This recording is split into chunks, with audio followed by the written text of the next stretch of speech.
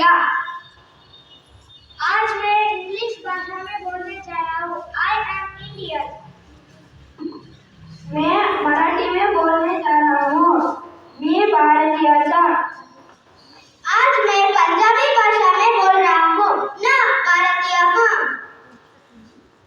मैं तमिल भाषा में बोल रहा हूँ। नन्ना इंडिया ना।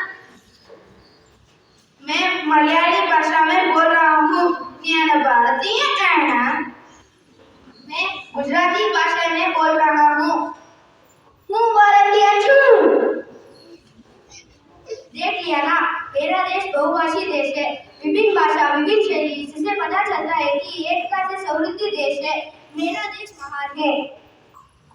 धन्यवाद।